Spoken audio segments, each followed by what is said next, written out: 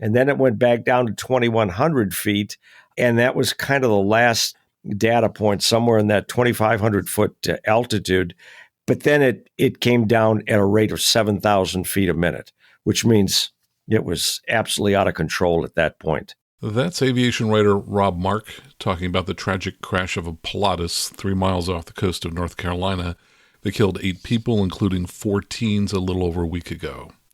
Hello again, and welcome to Aviation News Talk, where we talk general aviation with relevant news and flying tips for pilots and student pilots to help keep you safe. I'm Max Truscott. After the news, we'll talk with Rob about the Pilatus crash and some of the unusual things about that flight and what we feel may have contributed to that accident. Later, we'll also have some of your emails and comments. Thanks so much for sending those. I love hearing from you and sharing them on the show. Last week in episode 220, we talked about why smart pilots crash and about a fatal icing accident. So if you didn't hear that episode, you may want to check it out at aviationnewstalk.com/220. And in the United States, it was just President's Day, and I'd like to encourage you to celebrate by becoming a member of this show. We're a listener-supported show and still ad-free, so please celebrate President's Day by signing up to become a member and support the show financially at aviationnewstalk.com/awesome. And when you do, I'll read your name on the show. This week in the news, United orders a lot of general aviation aircraft. A U-2 pilot helps a GA pilot in distress. And a Kansas pilot who survived a plane crash in Missouri is arrested, and we'll tell you why. All this and more, and the news starts now. From FlyingMag.com, United Aviate Academy orders 25 Cirrus Track SR20s. Cirrus Aircraft has received an order from the United Aviate Academy for 25 Track SR20 aircraft. The Track SR20s were ordered for initial pilot training at Aviate's Ab Initio Flight Academy. An agreement between Cirrus and United Aviate gives them the option to purchase rights to an additional 50 Track SR20s. United Managing Director Curtis Brunis says United is thrilled to have chosen the Cirrus Track SR20 as the single-engine training aircraft for our United Aviate Academy. It reflects our commitment to preparing our future captains using cutting-edge technology and safety systems. Cirrus Aircraft has been an innovative force in GA, and we are proud to partner as we lead our industry developing the next generation of pilots. United Aviate will utilize the aircraft at the United Aviate Academy, West Wind School of Aeronautics in Phoenix, Arizona. Here, new students will be guided through a year-long advanced program at the Phoenix Goodyear Airport to prepare them for successful and professional careers in the aviation industry. The Track SR20 interior was slightly modified to meet the needs of United's high-utilization training format. The higher-end materials normally found in Cirrus aircraft were replaced with durable ones such as all-weather floor liners, weather-resistant seats, and a roomier rear seating area added for additional students or observers. The Track series features an all-composite airframe structure, including the standard Cirrus airframe parachute system. In addition to the parachute system, a wide array of interactive, tailored flight training content through Cirrus is available through the Approach program. From avweb.com, a U-2 pilot helps a GA pilot in distress. A GA pilot with an engine failure got some help from on high last week. The unidentified pilot lost his engine over Lake Berryessa, about 40 miles west of Sacramento, California, and lost communication with ATC. But the distress call caught the attention of a U-2 Dragon Lady pilot above 70,000 feet above him. Quote, "I was climbing to altitude on a high sortie, and about 20 minutes after takeoff, I heard a mayday call from a civilian aircraft that was experiencing engine trouble over Lake Berryessa and was looking for a spot to land." A 99th Reconnaissance Squadron pilot, identified only as Major Heatherman, said in a news release from his base at Beale Air Force Base near Sacramento. "I relayed this call to the supervisor of flying at Beale and to the Oakland Air Traffic Control to see if they knew about it. Controllers at Travis Air Force Base, about 30 miles south of the lake, knew about the emergency but had lost contact, and that turned Heatherton's spy plane into a radio relay station. Due to the altitude of the civilian aircraft, Travis Air Force Base was not able to hear or see them on radar," Heatherman said. "As a U-2 pilot, I was flying twice as high as most airliners, so I had a very good line of sight with my radios." He relayed communications between the pilot and the controllers. The pilot found a field to land in and wasn't hurt. A Beale spokesman said his team was happy to help. "There is a common bond among all pilots, whether civilian or military," said Major Dutterah, Beale's first RS supervisor of flying. We all will lend a hand if we can help in a difficult situation. Great story. I like that. From AOPA.org, avionics thefts are on the rise. 4 aircraft parked at airports in South Carolina and Virginia were temporarily grounded after thieves broke in and stole avionics worth thousands of dollars between January 22nd and March 10th.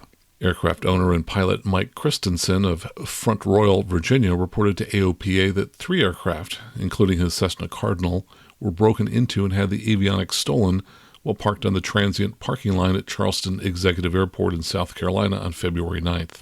A Garmin 650 and a Bendix King KX155 nav comm radio were stolen from Christensen's aircraft, as well as Garmin navigation units and radios, the brands not specified, from a neighboring Piper Arrow and Cessna 172. The Charleston International Airport police responded. The officer responding took fingerprints on all 3 aircraft and is currently reviewing airport audio, video, and line video. Garmin was also contacted and agreed to put the stolen Garmin GTN 650 on its watch list should the unit appear in its database or request a software update. About 2 weeks prior to the Charleston break-in, another aircraft break-in and avionics theft occurred 530 miles north at the Warrenton-Fauquier Airport in Virginia, where an aircraft awaiting maintenance from a local maintenance shop was robbed of its Garmin GNS 530 GPS and GNC 255 Navcom. This recent influx of aircraft break-ins is a stark reminder to all pilots to be vigilant about activities on the airport that may appear suspicious and to report any suspicious activity to local police, airport operations, and AOPA's Airport Watch hotline at 1-866-GA-SECURE. Pilots are also reminded to document all avionics upgrades or changes and make sure that their aircraft insurance is up to date. From avweb.com, Technum P2010 H3PS hybrid completes first flight. Technum Aircraft announced that it has successfully flown its P2010 H3PS hybrid demonstrator aircraft. According to the company, the flight, which took place on December 21st, is the first for a GA aircraft with a parallel hybrid configuration. A collaboration between Technum, Rotax, and Rolls-Royce, the P2010 H3PS is powered by a 104-kilowatt Rotax 915 IS engine coupled with a 30-kilowatt Rolls-Royce electric motor. Technum R&D Director Fabio Russo said, though H3PS is not intended for market purposes, our successful flight tests demonstrate that a hybrid powertrain with a combustion engine coupled with an electric motor can bear the same useful load of the traditional 180 horsepower combustion engine.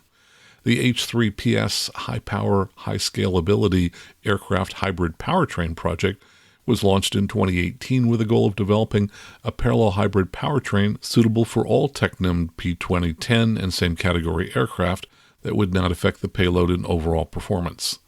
The project was funded through the European Union Horizon 2020 Research and Innovation Program. And we have 2 stories of pilots flying aircraft with inoperative equipment. This first comes from GeneralAviationNews.com. It's called Guilty of Confirmation Bias, and it comes from the NASA reports, which were written by the pilots themselves. This pilot writes, "We left for the airport to do takeoff and landings. On takeoff, we were on the left tank, and the left fuel gauge changed to empty. I pointed this out to the owner of the Mooney M20M Bravo. He tapped on the gauge, and it showed almost full. We entered the pattern and got no gear down in the annunciator panel. I pointed this out to the owner, and he said the gear is down and didn't seem surprised. We verified this with a small window on the floor between the front seats. We did several takeoffs and landings and never got an annunciator panel gear down indication. The last landing was to be a short-field landing. I reminded him not to get below 75 knots until in a low flare and ready to land. Previously, his airspeed varied a lot on final. On a half-mile final, he was exactly at 75 knots. He seemed to be working hard on maintaining 75 knots. I was really focusing on his airspeed to be sure he didn't get below 75. Just seconds before touchdown, we heard a go-around on the radio. We didn't know who it was for, why, or where it was coming from. No mention of the plane type or reason.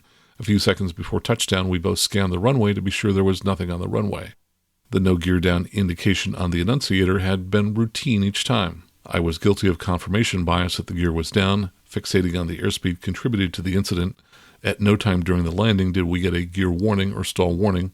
In the future, if the annunciator light becomes inoperative, I will use the small window on the floor each time in place of the annunciator light." And this comes from GeneralAviationNews.com about an accident. A pilot crashes after taking off in plane that he knew had rudder issues.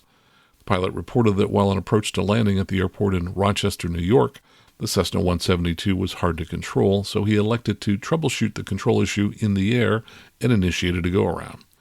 The airplane lifted off the runway and began a climb, but rapidly rolled to the right, then left, then hit terrain. The pilot added that the right rudder pedal was not functioning properly prior to the flight during taxi, and he had difficulty maintaining directional control during the approach. In addition, he told investigators he lost directional control due to a rudder anomaly during a flight in the airplane several weeks before. A post-accident examination of the rudder control system revealed no evidence of a pre-accident mechanical failure or malfunction that would have precluded normal operations. Probable cause: the pilot's failure to maintain airplane control during a go-around. Contributing to the accident was the pilot's decision to take off after perceiving a rudder issue during taxi operations. And I would say that at one of the first flight clubs that I started teaching at 20 years ago, we often got complacent because of small items that didn't get fixed in aircraft, and we continue to fly with them. And I'm certainly happy to be flying a place now that really fixes everything properly. And it certainly made me a lot more aware about the need to get things fixed immediately and not continue to fly with them when they're defective. From FlyingMag.com, off-airport Alaska landing leads to unnecessary search for pilot. 23-year-old tailorcraft pilot apparently rescued by another pilot. The agencies that perform search and rescue, be it the Civil Air Patrol, Air National Guard, or state troopers, train year-round to find aircraft and pilots that experience unplanned off-airport landings. Rarely is the pilot in an off-airport landing able to be rescued without these services, but that's what happened in Alaska last week, where the pilot of a 1946 tailorcraft experienced a nosed-over landing during such a landing near Hatcher Pass, Alaska. The good news is the pilot, the sole occupant of the aircraft, was uninjured, and he was rescued by another pilot. The bad news is that the emergency locator transmitter, or ELT, activate, triggering a multi-day search for both the aircraft and the pilot.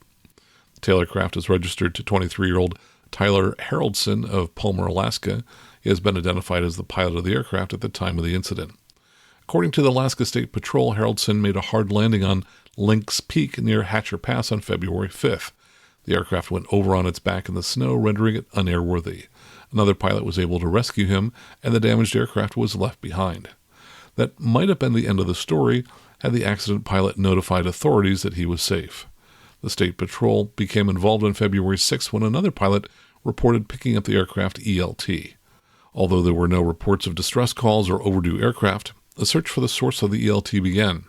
Members of the Civil Air Patrol began the search on February 6th.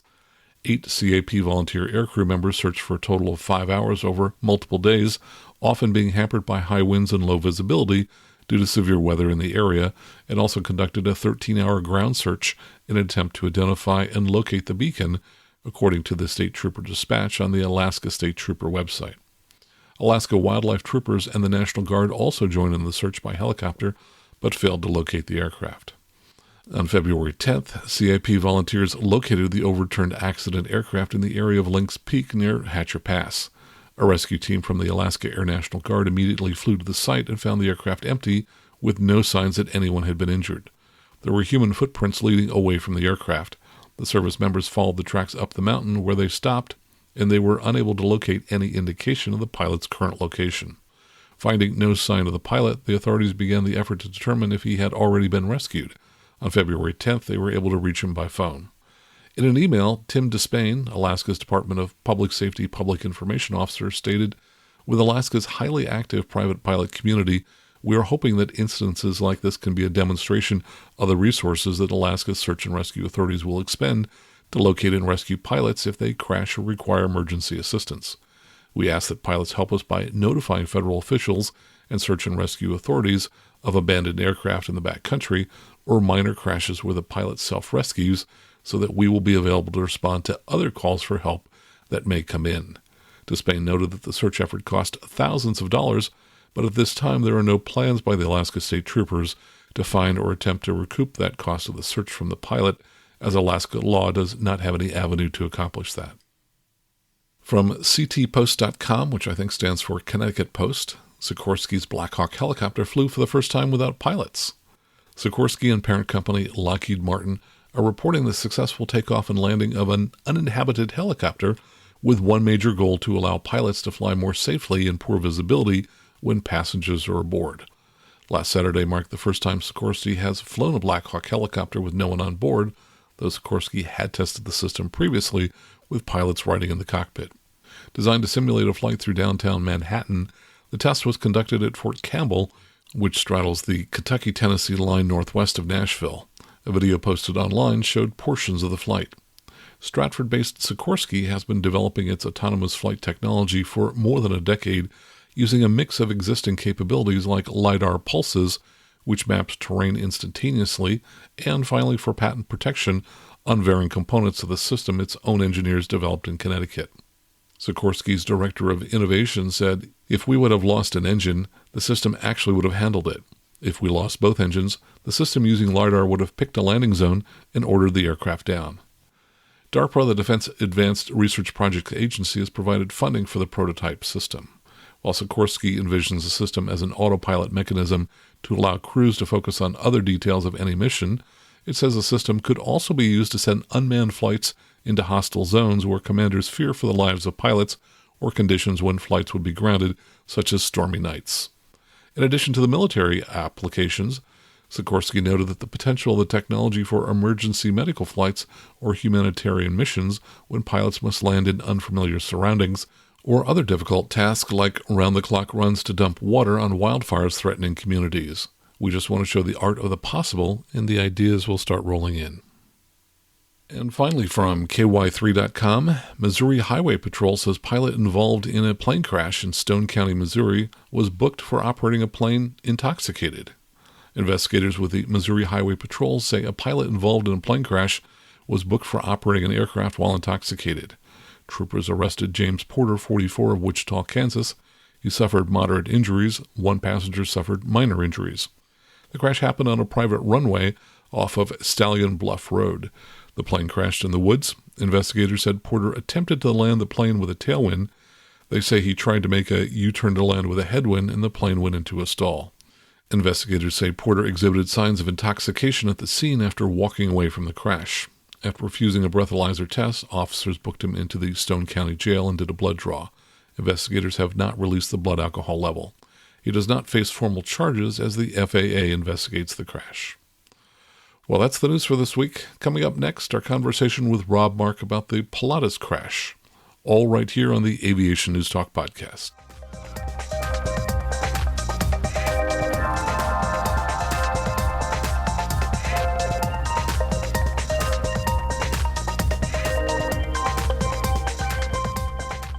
And now let me tell you a little bit about Rob Mark. He's worked as an air traffic controller and as an airline pilot, corporate pilot, and CFI. Rob publishes the Jetwine blog at jetwine.com, and you can also find his writing in the pages of Business and Commercial Aviation magazine, which is part of the Aviation Week group.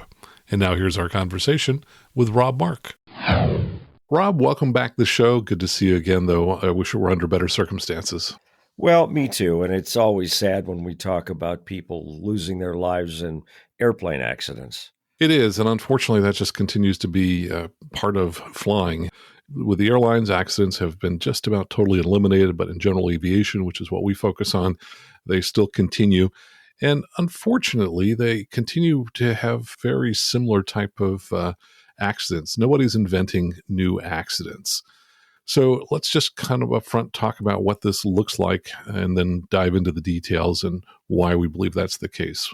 Well, this one is sadder than most, I think, because this is a Pilatus PC-12 that crashed into the ocean about 15, 18 miles northeast of Beaufort, North Carolina, which is near the Cherry Point Marine Corps Air Station in North Carolina, if people know that area. And there was one pilot on board and a couple of adults, but a bunch of teenagers. 4 teenage boys were with them on this trip, and everyone lost their life. Yeah, and sadly, it looks very much like a VFR into IMC accident. Now, there's certainly some other remote possibilities. Eventually, we find out if our best guess is correct here. But in general, it's just amazing how many people continue to lose their lives into VFR into IMC accidents. And I think that people often think, well, yes, but that's mostly people in little 4-seat airplanes. That couldn't happen to a $4 million airplane, something like a relatively new Pilatus flown with someone who is checked out in that airplane. And yet these things still happen. I was really kind of surprised. I went through the list of accidents and incidents with Pilatuses over the last year, and there are a lot. And so, and that's not to fault this particular airframe. It's really just to say that in general, pilots are still not doing their job, even when they step up into more capable aircraft some of the time. I think sometimes pilots believe that the sophistication of the airplane itself, with the electronics that and I've flown the PC-12, and it's a marvelous airplane, but the software, the technology will solve anything because it has a sophisticated auto flight system, and it's, of course, ready for flight in known icing conditions. But what the problem is with any of these accidents is that pilots, the people in charge, still make some pretty dumb decisions. Yeah, and I think that can happen even more so when people are under stress, when they've got kinds of things going on in their life, whether it's fatigue and other kinds of things. Let's talk about the circumstances of this particular accident. This was a Part 91 flight, from all that we could tell. A gentleman purchased this airplane about a year before the accident. He was a student pilot, so he had a professional pilot flying the airplane for him. But you can imagine that there was a lot of stress on this professional pilot, as really the only rated pilot in the entire airplane, to manage everything correctly. And I would have to imagine that there were a lot of distractions when you've got a number of kids on board. We should mention that this was a duck hunting trip. So these teenagers were all bringing along their shotguns. And of course, when they were picked up to be brought home on this Sunday for the accident flight, the airplane was only on the ground for perhaps about 35 minutes. That's not a whole lot of time to put 8 people on board, all of their gear, all of their guns. So I think the pilot was probably under a little bit of stress. And we can actually see that because shortly after takeoff, he headed back toward the destination, which was only 61 miles away. And yet within a few minutes of takeoff, he had already penetrated a restricted area. And we can see that he made a U-turn after going about 1.5 miles into the restricted area. And I just have to wonder if that in itself wasn't some indication that there was a lot of distraction going on in the airplane, and that it may have set the tone for the rest of the flight. Once one thing goes badly, I think sometimes it becomes more difficult for us to get back on track. Well, imagine for those of us that are parents that have ever had an SUV or a minivan at the time full of teenagers, especially boys, coming back from something where they had just spent a marvelous weekend, everybody having a good time, everybody's up, a few parents as chaperones, and the number of times that say, guys, okay, please, I'm trying to drive, shut up or keep it down, please. Because they're just being boys. And now that may have been what was going on, but we're just looking at a number of items that jump out at us as pilots and as instructors that we'd say, well, this could have been having this effect on the flight, and the people in the back is one of them. But what you mentioned too is that this particular PC-12 pilot was a professional pilot. Well, actually, he was a mechanic before he was a pilot. And that's not to disparage his flying skills, but I'm just saying that he doesn't look as though he flew regularly for a profession. The weather was a little bit down. There were some areas less than VFR on the route around the time of the accident. So did this guy fly VFR? Certainly looks like it. Why didn't he file IFR? Another question, he was instrument rated. Was he not current? It's a kind of an odd flight because of the tremendous amount of restricted and alert airspace between where he took off from and where his destination was.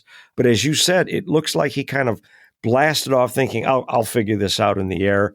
And if he knew the airspace, he had to know that this massive restricted area, which is part of the Cherry Point Marine Corps airspace for flying, existed. And he actually, I think you said he penetrated some of it, and some light went off in his brain, said, holy smokes, I've got to get out of here.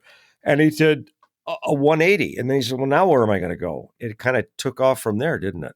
Yeah, let me unpack a couple of things you were talking about here. It does appear that his primary job, from what we can read online, was that he was a mechanic and he was an IA, so he had inspector authority. And in addition to that, he flew airplanes, which I think would be a little different from someone who flies airplanes 5 days a week. There was a comment from somebody online who said he was a close friend of the pilot.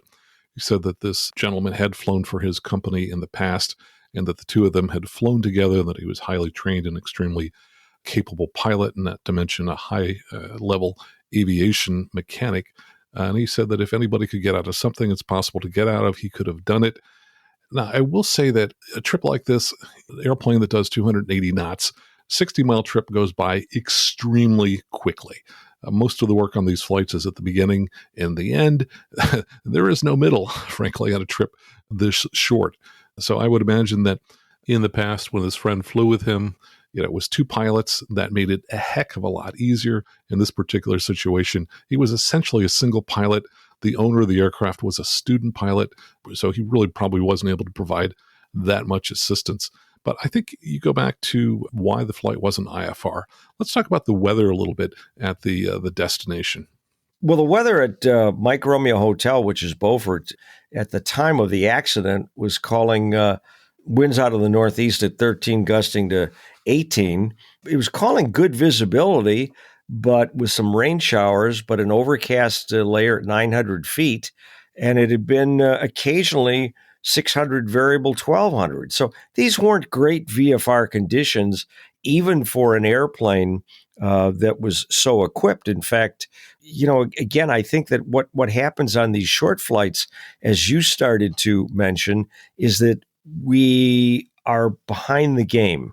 Sometimes people don't realize how fast they're moving.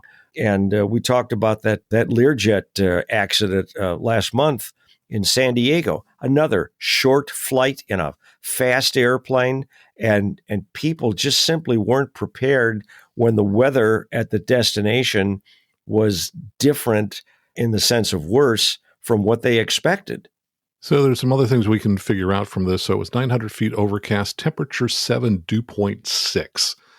So that tells us that the freezing level, if we take 7 and divide it by roughly 2, freezing level is going to be up around 3,500 feet, it appears. We can also, from the dew point, figure out that the cloud base indeed is going to be pretty low, and that's confirmed here at 900 feet overcast. There was a comment that I read online, someone who said he was a Part 121 captain, that he was hiking on the beach in Beaufort at that airport at the time of the accident. And he said that it was low clouds, 3 to 6 mile visibility throughout most of the day with intermittent light drizzle. And we can see from the altitude that this aircraft initially flew that they were almost certainly not on an IFR flight plan. They were at 3,500 feet. The airplane seemed to be at a very constant altitude, very constant heading, which tells us that almost certainly the autopilot was on at the very beginning. They made that U-turn because they were in the restricted area. They then headed straight out for the coast, which was the same route that they had used going up to that airport on Friday when they dropped everybody off. It's when they got to the coast and started heading south around the restricted area that they started to run into some trouble. That's where we started to see some really large excursions, both in altitude and in heading. So at some point, and I should also just kind of mention speed, they were doing about 245 knots when they went into the restricted area. And after they made the U-turn, they slowed to about 180. And I think that people need to remember, if you're in a fast airplane, short trip, that throttle is a time machine, and it really pays not to go as fast as possible. You pull that throttle way back, and that makes that short trip take a little bit longer, which gives you more time to get things done. So I think they correctly pulled back the throttle. Probably could have done it a little bit sooner than that. But then we see them stepping down very slowly from 3,500 feet down to 3,000, down to 2,500 feet. They progressively slow the aircraft. They're finally down to about 145 knots. And that's when things start to go a little crazy. And that's the part we don't understand at all, because in those last, maybe 45 seconds, the airplane suddenly started to climb, back up to 40, went up to 4,675 feet at a rate of 2,800 feet per minute. Now, with the airspeed pulled back the way it was, I can only think of one way to get the airplane to do that, and that's to yank back on the wheel. Now, maybe at the same time he poured the coals to it, we don't know. But then the airspeed almost immediately dropped to 103 knots, which makes me think he didn't add power. And then it went back down to 2,100 feet, and that was kind of the last data point, somewhere in that 2,500 foot altitude. But then it came down at a rate of 7,000 feet a minute, which means it was absolutely out of control at that point. And we can look at NEXRAD data, which definitely shows that there was rain offshore. It does show a very small cell in the vicinity that they were in.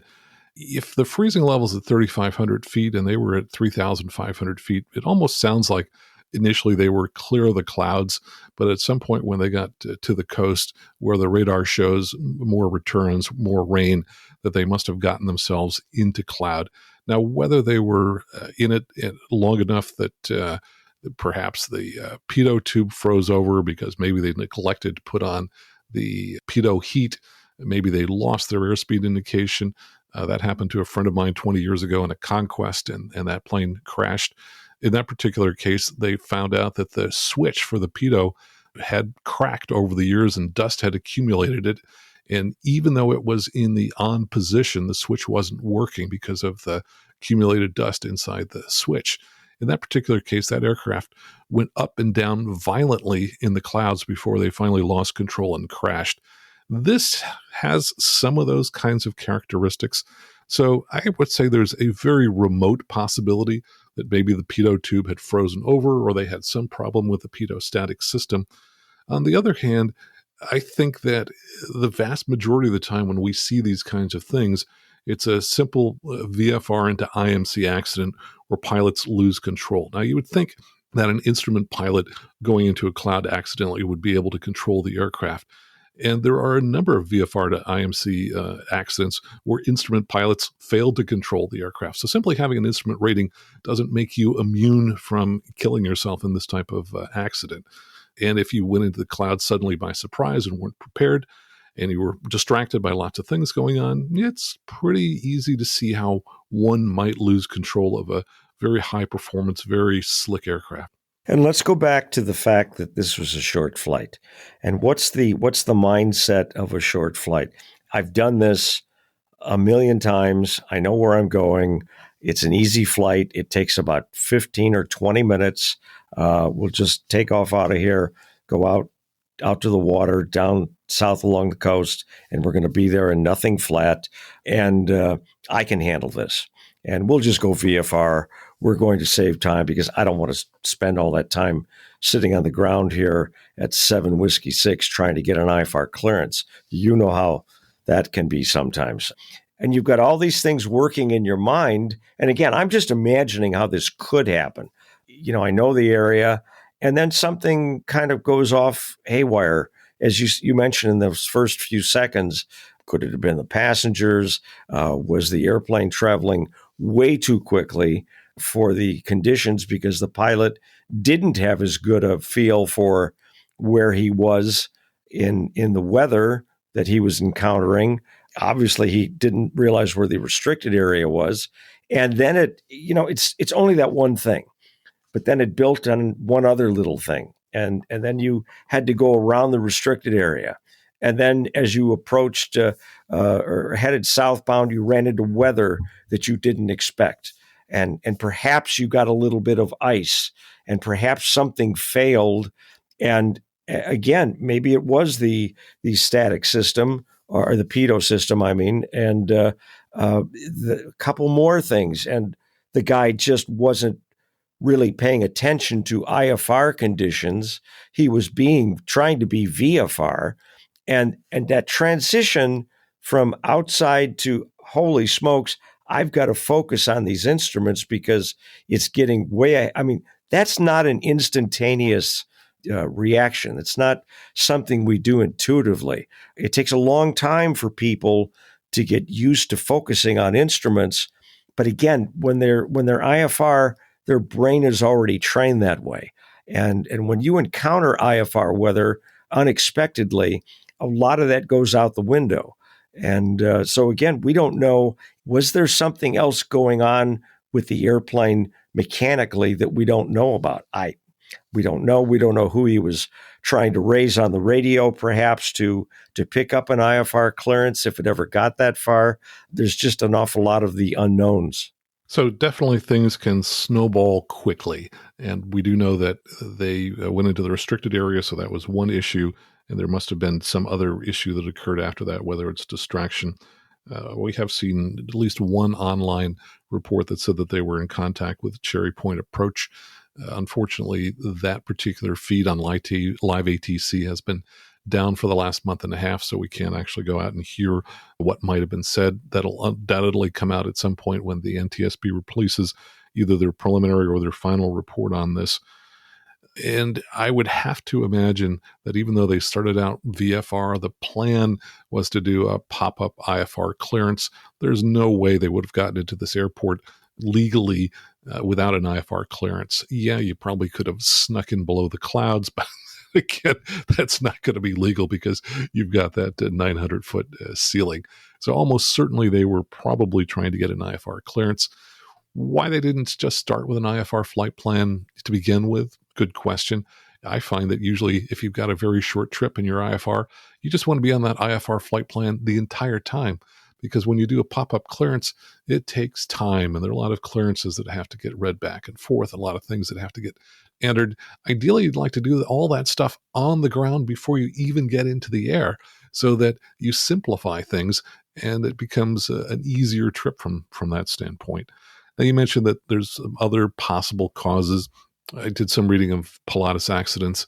Runaway trim comes up as one potential issue. In fact, Pilatus issued a runaway trim safety information letter regarding this issue. There was a case in Australia with the Royal Flying Doctor Service in which they had runaway trim.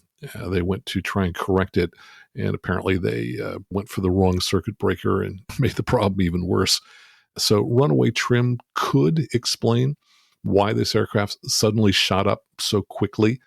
In many aircraft, and I don't know if this is the case in the Pilatus, the way you can get into runaway trim is if the autopilot is on and one of the pilots is either gently pushing or pulling on the yoke, then the trim wheel is going to run in the opposite direction and it's going to trim against those pressures on the control yoke. Then, if at some point later, after the trim has run all the way to the far extreme, the autopilot disconnects. Now suddenly you have a bucking Bronco. You have an airplane that's going to violently shoot up or shoot down, and it may take all the pilot's strength to overcome that.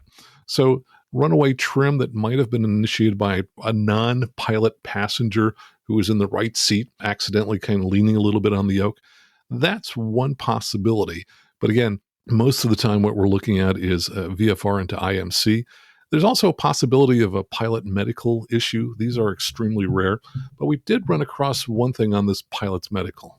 We did actually, and I have to pat you on the back for noticing that. The FAA's report of the airman details on this particular pilot showed that he'd had a medical that was current. It was dated, June of last year, but it had an interesting restriction. It's not valid for any class of certificate after 6/30/22. Now, it was a second-class certificate, so you'd have thought, well, at very worst, when a second class expires, it becomes a third class. Not in this case. So we had a special issuance of some kind, and we don't know exactly what it was that caused that special issuance, do we? No, pilot was 67, and anytime the FAA limits the length of the medical and doesn't let it extend from a second to a third, that means there was a special issuance, which means that essentially the pilot had some medical condition that required additional testing, additional paperwork before he finally got approval back from the FAA. So there was probably some delay in actually getting that particular medical. So again, medical events in the cockpit are extremely rare, but it's certainly one thing that the NTSB is going to look at. It's certainly one possibility with this aircraft. Let's talk a little bit about spatial disorientation. A lot of different ways to get it. One way would be, for example, to fly VFR into IMC. I think most people have probably read the study that came out many years ago that showed that when people were put in a simulator and unexpectedly thrown into IMC, that on average they only survived 178 seconds or about 3 minutes. So that's one possibility.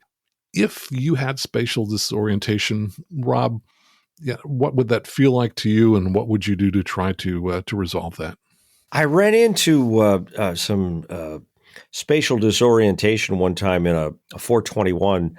I'd had a bit of a head cold, and I probably, looking back on it, shouldn't have been flying, but I had another very capable pilot in the right seat. And I remember leaning over to the center console to do something. I don't know what I was adjusting, but when I looked back up and I threw my head back up, I just felt like my whole head was moving left and right, like I was in an airplane that's wings were rocking, and I couldn't tell up from down. And I said, "Oh my God, watch the airplane." And, we were on autopilot, so it was crazy, but my head felt like we were turning around almost upside down. And it only took about 30 seconds for my head to clear, but it was the longest 30 seconds I can remember in my life because I felt completely out of control. And that is similar to what you can expect if you fly into IFR conditions, God help you, at night that you're not expecting and you're not watching the instruments. You're just all over the place. And as you said, most of the time when this happens, the results are fatal. I had one encounter of it as well. And what I want to mention, I think, especially for folks who are not instrument rated, you might think, oh, this will never happen to me. Hey, I'm really good with my balance and my view of the world. And what I'm telling you is it happens to everyone. Once your visual picture out the window is distorted, that's one way that you can get it. If you have, as Rob was just describing here, your head kind of leaning and moving, that can cause the fluid in your semicircular canals to start spinning in a way that your body now feels like it's moving when it's not, and also vice versa as well. And so, yes, all of us get this. There is no way to really to prevent yourself from getting it. In my case, I think we were on an IFR flight plan. We had sloping clouds. And at one point in time, both the pilot and I was the instructor on both, simultaneously said, "Whoa, we're feeling vertigo," because the world just didn't look right to us. And there was, I think, sloping clouds, which kind of formed an artificial horizon that was slanted. And both of us at the same time kind of lost our spatial sense of which way was up. So spatial disorientation essentially means that your body no longer recognizes the position that it's in. And when you do that, probably the number one thing that you need to do at that point is just trust your instruments. You have to fight the instinct to say, oh, the instruments are wrong. My head knows which way the world is really moving. No, that is absolutely not true 99.9% of the time. Trust those instruments. And if you have an autopilot, if it's not already on, get it on quickly. Probably the greatest feature I've seen in autopilots is the level key.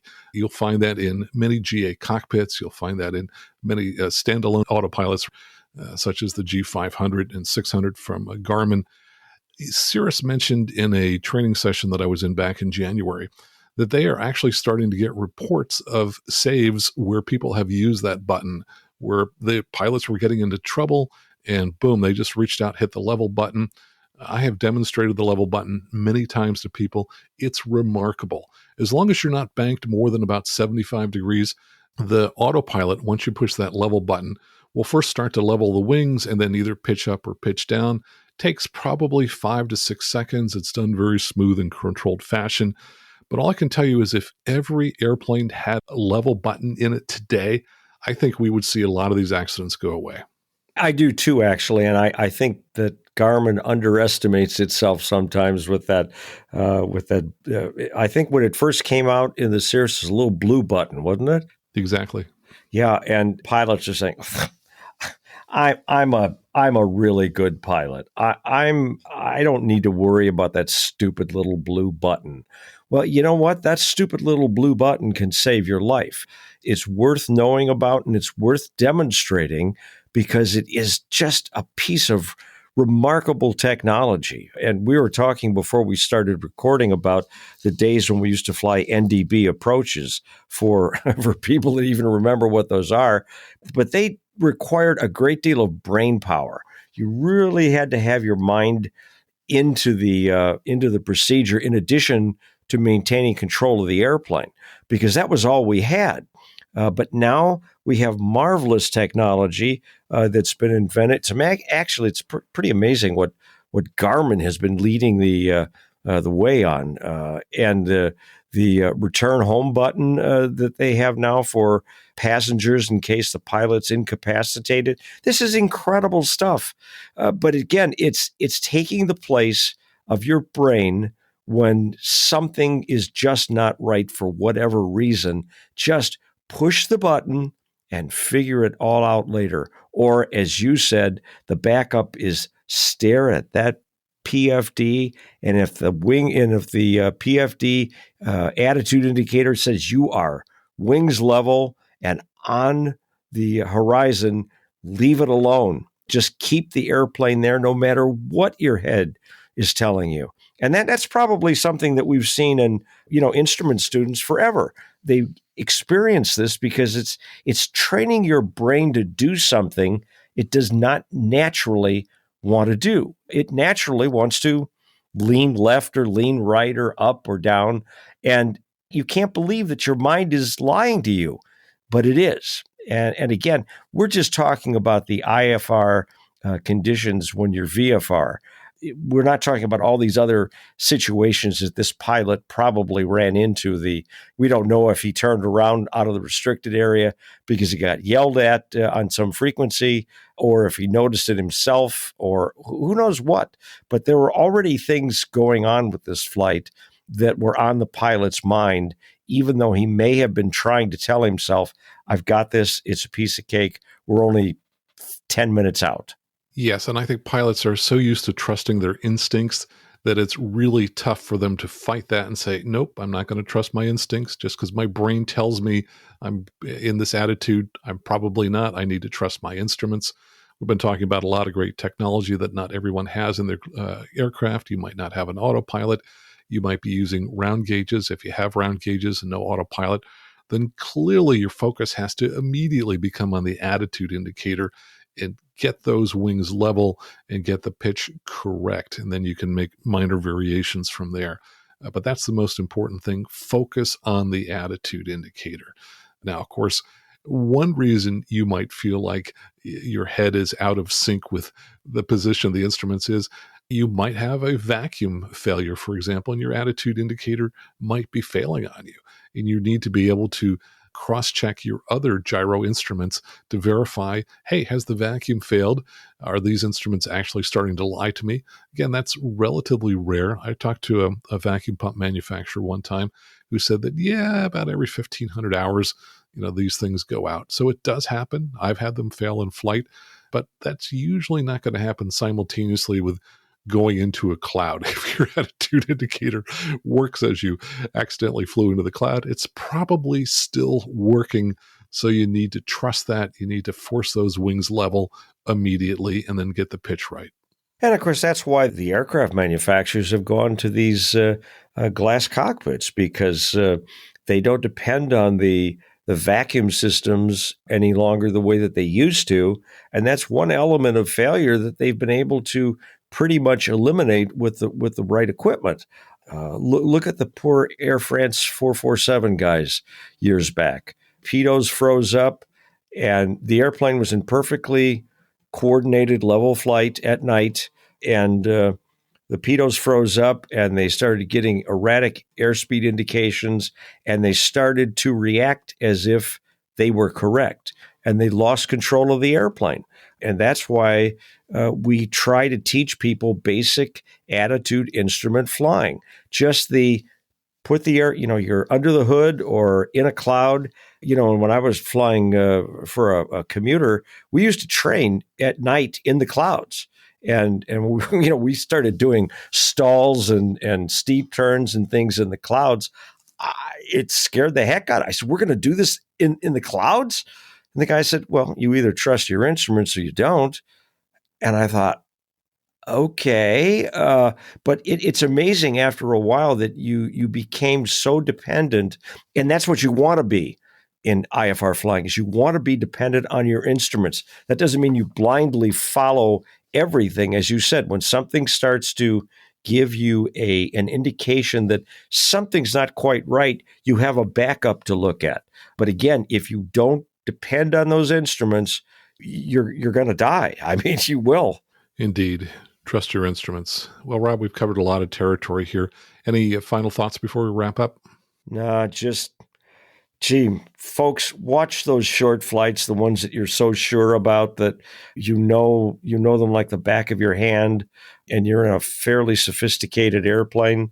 And one other thing I wanted to mention before, when you mentioned that runaway trim issue, is that in an airplane with an autopilot, know where the breaker is to pull the power on that trim system.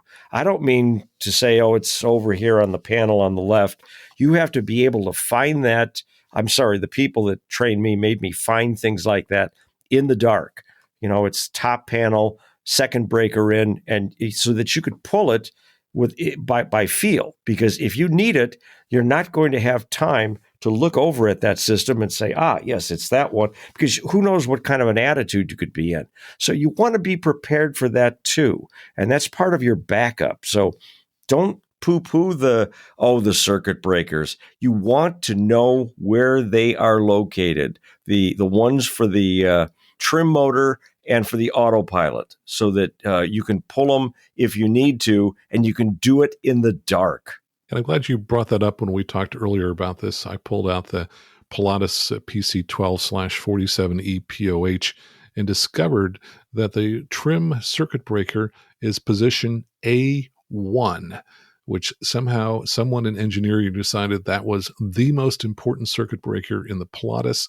It's in the A1 position, which puts it in the corner of the circuit breaker panel. Extremely easy to find. So a lot of good thought went into locating that circuit breaker. And that's the part I love about these great aircraft manufacturers, people that really get it. They didn't just place things. They said, where would the pilot need to see this? What conditions might he be in when he needs to grab a circuit breaker? Let's make it easy for him or her to do it. Yeah, it's really great when you see good design, when people have thought those kinds of things out. And so let's leave this as an exercise for listeners. If you don't know where the circuit breaker is in your airplane for either the trim system and or the autopilot system, commit to finding that out and then memorizing it. You probably memorize the frequencies for the airport you fly in and out. You can certainly memorize the position of that very important circuit breaker. Rob, where do people go to read more about you and your writing online? They can find me at jetwine.com along with my buddy Scott Spangler. They can also hear us, you and I both, on the Airplane Geeks every week. And, of course, within the pages of Business and Commercial Aviation, which is part of the Aviation Week group. Rob, thanks so much for joining us here today. Thanks for inviting me, Max. And my thanks to Rob for joining us today. You can read more of his work in Business and Commercial Aviation magazine, which is part of the Aviation Week group, and at his Jetwine blog at jetwine.com. Coming up next, your emails and feedback right here on the Aviation News Talk podcast.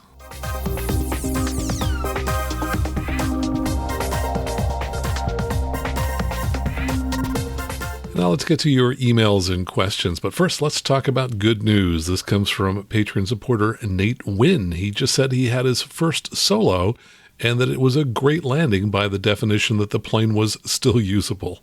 Congratulations, Nate. That was down at the Fullerton Airport in Southern California. And congratulations to Jeff Tibbs on his instrument rating.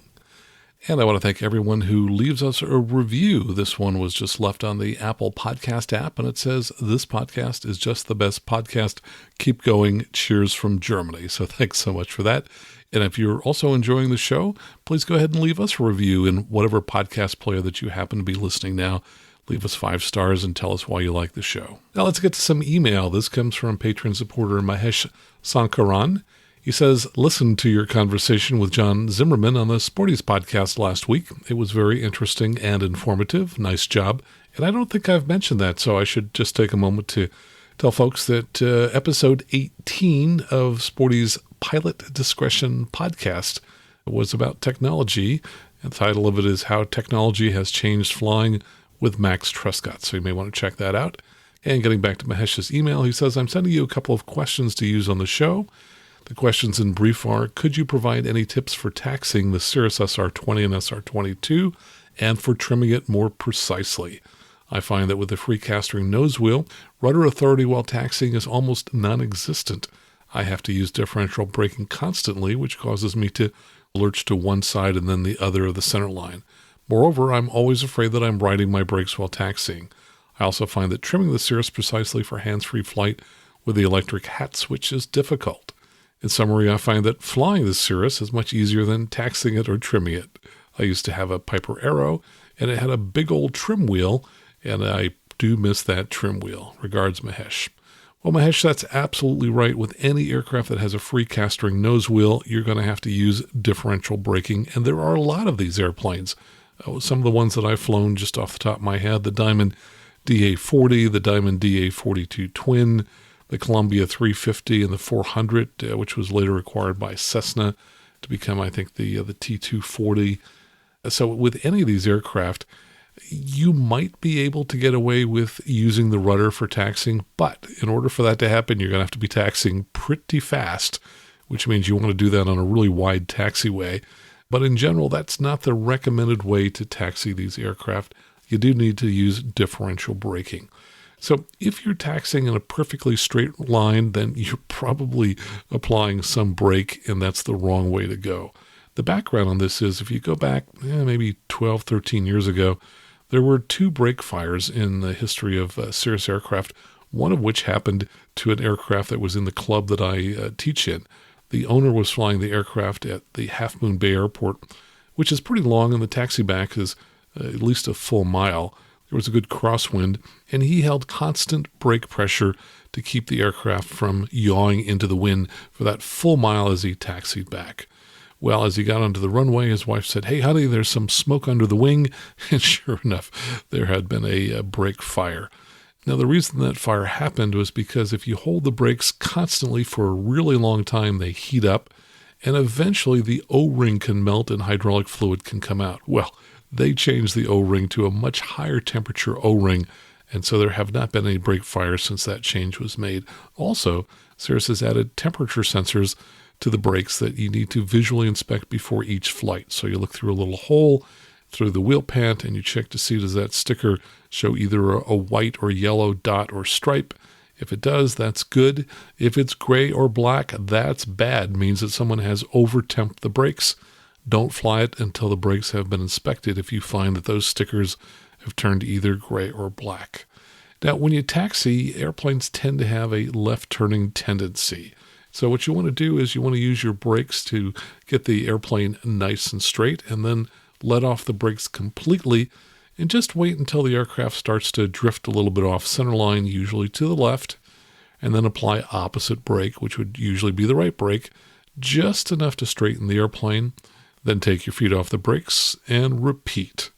So yeah, the airplane should be wiggling around a little bit. That's the right way to taxi the aircraft. Now, in terms of the trim switch, the hat switch is a 4-position switch, which is right on the side stick. And so it's got both pitch trim if you go forward and backwards, and aileron trim if you go left and right. And there are no manual trim wheels in the airplane, and we all miss that. We would like to see those. By the way, the Vision Jet has one, and I love it. Now, in the older Cirruses, the SR20s and 22s, the trim switch just frankly ran too fast. And somewhere around perhaps 2007, maybe 2008, they slowed that switch down, which helped a lot. So when you're in flight to use that trim switch, you really just want to flick it with your thumb. So don't just hold it down continuously, but just kind of a quick little flick, because otherwise you may over trim because that motor runs too fast. By contrast, when you're in the traffic pattern, each time you add an increment of flaps, you really need to hold that switch forward for a good 2 seconds to get the aircraft trim. Otherwise, the nose tends to pop up and people tend to get slow. So hope that helps. Thanks so much for your question. And here's a message from Patreon supporter Nate Wynn. He says, episode 220 was a great episode, which was about why smart pilots crash. He says, "Thank you for the reminder that just because we may be able to reason our way into a situation, that does not mean we're necessarily safe or even correct in our reasoning." Thanks for your comment, Nate. And here's a message from Victor Vogel, also about episode 220. He says, "As you mentioned, in 1999, psychologist David Dunning and Justin Kruger wrote an article titled 'Unskilled and Unaware of It: How Difficulties in Recognizing One's Own Incompetence Leads to Inflated Self-Awareness Assessments.' Dunning and Kruger suggested that people hold overly favorable views of their abilities in many social and intellectual domains. This overestimation occurs, in part, because people who are unskilled in these domains suffer a dual burden. Not only do these people reach erroneous conclusions and make unfortunate choices, but their incompetence robs them of the metacognitive ability to realize it. The article cited below is about medical trainees, but it's instructive for pilots as well. In the article, which Victor references here, Dr. Ramani notes the utility of recognizing the Dunning-Kruger effect helps junior physicians navigate their professional development, clinical expertise, and sense of self-confidence. It encourages doctors to be introspective, recognize their weaknesses, and be aware of the limitations of self-confidence as a measure of clinical competency. And Victor writes, "I believe the same is true for pilots, both learners and those with certificates." Hopefully we're all learners. He says, "As you noted, we CFIs should be aware that learners who project self-confidence and perceptions of their own performance may not reflect their actual performance, both in learners who undervalue and overvalue their performance. To combat Dunning-Kruger, rather than self-assessments, CFI should give more credence to assessments completed by a variety of CFIs, peers, and staff. These assessments taken together may be more accurate than a pilot's self-assessment alone. While mentoring underperforming pilots who appear overconfident, delivering facts and feedback from multiple sources is necessary, but often not sufficient to lead to improvement in performance. Setting clear expectations for measures of competence and potential consequences if those standards are not met may be required. When mentoring adequately performing pilots who remain insecure about their competence, CFIs should remember that allowing for self-doubt is a critical step in the phase marked by improved performance. Superficial reassurance will not drive a pilot to improve. A pilot must tolerate periods of doubt and low self-confidence in order to improve performance and rebuild a positive self-image. CFIs can remind pilots of the learning process and encourage hope for improvement with time and perseverance, which should be the ultimate goal of any flight training program. Victor, thanks so much. You make a number of good points, and I agree. There probably are many parallels between pilots and physicians when it comes to self-assessment. Now, I looked at the article that he referenced, and I pulled out just a couple points that I really liked. It says a study showed that the lowest performing physicians are the least likely to accept objective feedback on their performance. In another study, physicians did not perceive negative feedback as accurate or helpful and did not plan to use it to change their practice. And finally, some physicians, after a period of reflection, were able to accept the negative feedback and use it for change. Others not only refused to accept the feedback, but also questioned its validity and procedures. And here's a Patreon message from Francis Rose, who writes, "Thank you for sharing your seat rail incident story. It reminded me of an eerily similar incident I experienced in my own plane last summer. I was taking off from my home base in Pontiac, Michigan, in my Cirrus SR20 when, upon rotation, my seat slid all the way back. I stand at 5'2" on a good day, so in order to have full rudder and brake control, my seat is all the way forward and my knees are up against the firewall. I'm not entirely sure what happened or why, but just after I had taken off, my seat slid back. My first thought was not to panic and to absolutely not pull back on the side stick. I also ruled out a landing. I had no rudder or brakes. The plane was trimmed for takeoff, and I still had my flaps. I put my trust in the plane, knowing it would climb normally. More concerning was the parallel runway on my right. I needed to avoid drifting over that space, which was likely active. Fortunately, my Cirrus is equipped with the Garmin perspective, which could act as my eyes. I leaned forward as far as I could, just in reach of the side stick, so I could maintain directional control and steady the climb, which gave me a few spare seconds to pull my seat forward again. Once recovered, I shook off the adrenaline and resumed my flight as normal. I wasn't aware until listening to your podcast just how dangerous these incidents can be, nor had I considered utilizing the level button on my Garmin. Thanks for shedding more light on this topic. Love the podcast. Keep up with great work, Francis. And here's a message from Patreon supporter Hunter McDaniel. He says, I've been listening since August of 2018. I just happened to find your podcast one day while looking for an aviation podcast, possibly after finding the Airplane Geeks podcast. I'm 26 and an AMP, soon to be an IA, specializing in vintage GA aircraft located in Southern California, and I've been a student pilot since I was 14. I've turned many of my pilot friends, including a mutual friend of ours, John Mahaney, onto your podcast, and we all enjoy the show and get some discussion topics from it. Keep up the great work. Well, thank you, Hunter, and hello, John.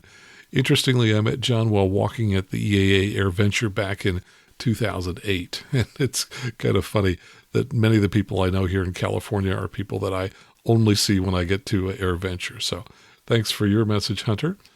And we have an email here from PayPal supporter Zeman Althaus, who writes from Deutschland, from Germany. He says, hello, Max and team. And actually, there isn't a team here, but there is a team out there, which is you folks who send me your emails and support for the show. He says, thanks for the great podcast. I'm a regular listener and finally got around to starting a monthly donation. Keep up the great work. You keep returning to the topic of eVTOLs and sense or nonsense of that industry. And each time I return to the same thought. Has anyone ever talked about the expected noise? If I consider the noise produced by those tiny camera drones, which is considerable, and consider the massive noise of a simple helicopter, in the end it is a matter of physics. To access the third dimension, you need lots of energy, and that produces noise if you use propellers. It takes me 1.5 hours to drive out to my noisy bonanza because people don't like airports for their noise, so there are not many airports left here in Germany. eVTOL would mean airports everywhere and thousands of helicopters in the air at every minute. Love your show, always learning. Zeman. Well, Zeman, thanks so much for your email. And yes, I'm sure that noise is a big consideration. And I think there's a lot to be learned yet about the eVTOL market. But my guess is that they're not going to be landing in everybody's driveways. They're probably going to be confined to a number of little heliports, and they're not going to be absolutely everywhere. But of course, if they're only 300 or 400 feet up in the sky, you may hear them when they fly overhead, which might be everywhere. And let me tell you a little bit about people on the team. You are the team. You help drive the show. See if you recognize any of these people who are our supporters who help support the show. Over the last week, we've had 5 people who've joined us on Patreon, all of them at the $8 a month level. William Fellum edited his pledge up to $8. Nathan Ballard, Craig, Nick McConey, and David Novotny, who I know, though I haven't seen him in a very long time. Hello, David. Thank you. We also had a couple of new monthly PayPal donations.